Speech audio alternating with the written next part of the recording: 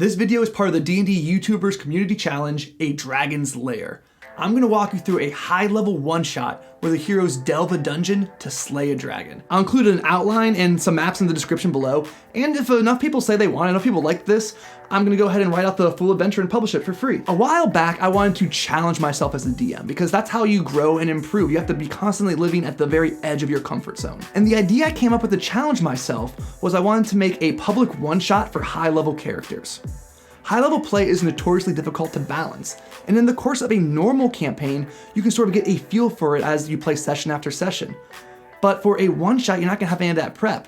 And because it was gonna be open to the public, I didn't know what characters were gonna show up to the table. And because we were gonna play this one-shot in a public venue, we had an allotted amount of time we had to finish. I really wanna see if we can get through a full adventure with multiple high-level encounters in that short amount of time. I also thought this would be a fun opportunity for people in the area to try out some of their theorycraft builds, because come on, how often do you actually get to play a 15th level character? I ran this adventure twice, and both times it was awesome. And I'm gonna run it twice more at Origins. So if you're gonna go to that convention, stop watching, spoilers ahead, but you can go ahead and register right now by following the link in the description. All right, without further ado, I'm gonna break down the design of this high-level dungeon that serves as the lair of a dragon. The foundation of a good one-shot is the same as the foundation of any adventure. You need an interesting premise, you need a cool location, and you need a memorable villain. So in this one-shot, the heroes are going to rescue an entire kingdom from a tyrant. Interesting premise. By exploring the icy mountain that encases an active volcano. Cool location. And slay the evil necromancer dragon queen. Memorable villain. I also think that good one-shots also have a theme. This one's theme is fire and ice. And you'll see what I mean as we go through it. In some ways, this adventure is also a classic 5-room dungeon. There's Fogs and Trolls, the easy room, the Giant's Forge, the medium room, the Spitting Doors, the trap/puzzle room, the Death Slod's Laboratory, the RP/twist room, and the Lair of Bellatrix the Red Terror, the boss room. The setup, the premise for this adventure is Bellatrix the Red Dragon is a wizard and a tyrant. She dominates the kingdom with her army of fell servants. But there is hope. The illustrious Sir Galadriel has united a force of freedom fighters, and they are going to lead a desperate attack against her forces. But this battle is a ruse. It's only a gambit. Bellatrix is a red dragon, and like all of her kind, she is exceedingly arrogant. She insists on commanding the forces herself. And through her own pride, she doesn't allow any other magic users in her army. There might be an occasional war priest among the hobgoblins, but she's the only one who uses magic to issue commands and control the movement of troops. This leads to Sir Galadriel's plan. He's gonna pull the old Eye of Sauron maneuver. He's going to use the battle to distract her and force her to use her spells. Meanwhile, while the battle is raging, the heroes are going to act as a small strike force. They're gonna penetrate her lair and kill the evil tyrant. I like this premise because it covers a lot of bases. Why do we need 15th level heroes? Because the fate of an entire kingdom is at stake. Why isn't anyone else helping? They're busy fighting the battle. Why just them?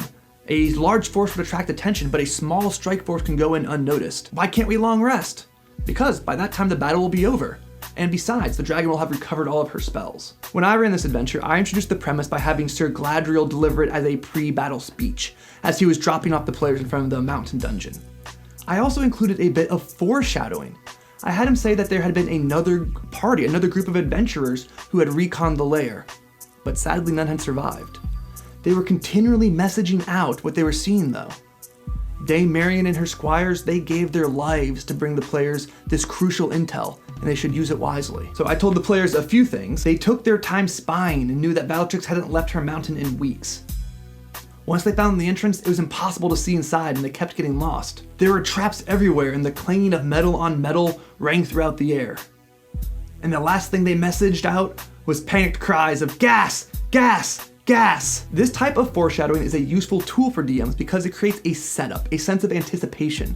And throughout the course of play, as the players gradually hit these payoffs, they are continually unwinding this tension, and it creates these little ripples of drama throughout the adventure. The first encounter starts when the players enter the caves at the top of the mountain. The entire upper portion of these mountainous caves is under the effects of the Guards and Wards spell, filling it with fog and making anyone who tries to navigate compelled to walk in circles. This was giving Dame Marion's party so much trouble. For every 10 minutes in-game, have the players roll to see if they hit a glyph of warding.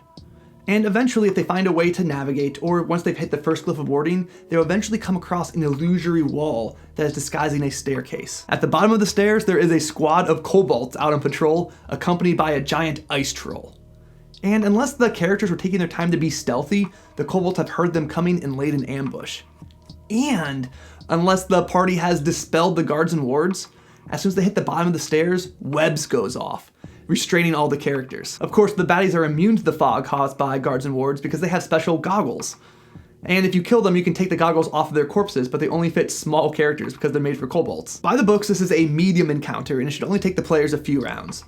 And I really like this encounter because it really proves the idea of 5e's flattened math, where you're using 1/4 hit die creatures against 15th level characters and they're still a nuisance. And it also fits well with our established themes. Kobolds are a type of creature that would serve a dragon, and there is an ice troll inside this icy mountain. And unless the players took some precautions, they started this encounter at a distinct disadvantage. And so it creates this nice arc when they pull through at the end. See any Jackie Chan movie. The party will continue to wind their way through this caverns for a while, but the second encounter starts as they approach the sound of clanging metal on metal. The rock passage gives way to an icy cavern. Across the frozen floor and up on a rocky outcrop is a massive forge. A fire giant, his back turned, pounds away at an anvil the size of a carriage. There is also a gaping hole right in the middle of the cave. Atop a ledge on the eastern wall is a massive double wooden door. And hidden from the character's view by another winding outcrop, there's a large stone door with a carved face holding an open mouth. There is more going on in this room than first meets the eye. The icy floor creates difficult terrain, and anybody who takes the dash action on it, when they end their turn, they continue moving forward until something stops them. The characters might try to sneak across this room, thinking the sound of the hammering was going to muffle their movements. And they're right, they can't be heard. But they can still be smelled. The fire giant has a pet hellhound, and if anybody approaches within 60 feet of this forge, it alerts its master. Once alerted to the party's presence, the fire giant attacks. He is a fire giant king, meaning that he has max HP and 1 legendary resistance and a flame-tongue sword. And on the first round of combat, he's going to call out to his wife in the next chamber. She is a fire giant queen with polearm master and a 20-foot reach glaive, and she's going to show up in the next round. By the books, this is a hard encounter, and I really like it because fire giants are pretty easy to run. They're just big bags of hit points that have multi-attack. The interesting bit of this fight comes from the giant's large size, the icy terrain in the caverns that makes positioning and tactics really important. And the Hellhound has a recharge ability on its breath weapon, so that adds a little bit of uncertainty and tension to the fight. But other than that, it's pretty easy to run, which is good because the third encounter starts sometime in the middle of this fight. During the fight, if the Hellhound or either one of the giants is killed, the other shouts out a magic word in giant. When this command word is spoken, a clear liquid begins to flow out of the stone door's mouth. It slips across the icy floor and flows into the hole. After 30 seconds, 5 rounds, poisonous gas starts to emerge from the hole. The gas fills the icy cavern over the course of a minute, and anyone left inside takes 4d10 poison damage per round. The giants, if they're still alive, they each have a vial of antitoxin which renders them immune to the poison. Down the hole there is a ledge, a shelf almost, 100 feet down, and 120 feet below that there is a bed of lava.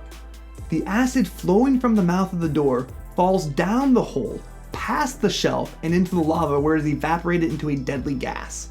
The gas then floats up through the hole, filling the chamber. The players have a few different ways they can stop this gas. They can push blocks of ice around Zelda style to try to block off the door in the mouth. They can look in the armory where the giant queen emerged and try to find a large giant-sized shield that can plug up the hole, and after an hour it will stop. Or, if one of them speaks giant, they can try to say the opposite command word. In the public game, I recommend using start, stop, but if your players would be okay with it, you can be a little more raunchy and have the command words be spit and swallow. Once the players stop the gas, they're going to explore the cavern and find that both doors are actually just dead ends. The armor doesn't lead anywhere and the stone door doesn't open, so they're going to have to find a way to descend down the hole.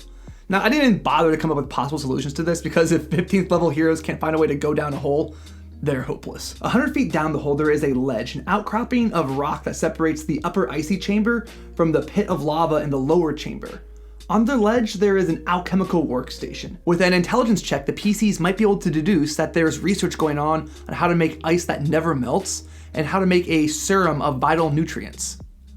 I wonder what that's gonna be for. And next to the workstation, there is a cage. And the cage contains a thin, filthy, sobbing gnome male. Or what only appears to be a gnome male. It's actually a death slod in disguise. Bellatrix possesses the slod's control gem. She keeps the demon as a slave because of its arcane knowledge. The slod resents being held by the dragon, but isn't allowed to harm her or let anyone leave with any treasure. The slod correctly believes that its control gem is being held inside the blood fountain. Blood fountain? More on that later. If Bellatrix is dead, the slod reasons, it can retrieve its control gem from the treasury, or if the PCs have it, it can kill them in their weakened state. It keeps up its disguise in pursuit of this goal, thinking that the adventurers will attack it on sight if it reveals its true form. 120 feet below the ledge is the lair of Bellatrix the Red Terror. It's a cavern of obsidian surrounding a pool of lava. The underside of the ledge with the workbench has an alarm spell cast on it that alerts Bellatrix to any intruders who enter her sanctum. Bellatrix herself is on the highest cliff in the low cavern, scrying into a crystal ball. She is watching the battle against Sir Galadriel unfold, using message and sending to issue orders. If the alarm goes off, she is ready to loose her fire breath on whoever shows up. On the opposite side of the cavern, across the lava bed, there is a large fountain. It's almost like a black Mario pipe, but it looks like it has blood continually pouring out of it. I say looks like because the blood is just an illusion. It's there to create something scary to stop people from touching it. Really, the fountain is a portal to a demi-plane where Bellatrix keeps her treasure. Yes, there's gold, but there's also her eggs, her clone, and her simulacrum. Bellatrix is an adult red dragon with max HP, and she is also a 15th level necromancer. As soon as she sees the party appears, she orders her simulacrum out of the portal to protect its entrance. Her number 1 goal is staying alive, her number 2 goal is protecting her eggs, and her number 3 goal is continue to command the battle. She has haste as a contingent spell ready when she reaches half HP, thanks Matt Mercer. And she also has her simulacrum cast contingency. When its HP reaches half, it goes invisible and tries to protect the eggs and fly up and out of the cavern. This is a deadly encounter. You as the DM, you're gonna have to be judicious in the use of her spellcasting ability, when to counterspell, when to use legendary resistances, to really keep the tension up.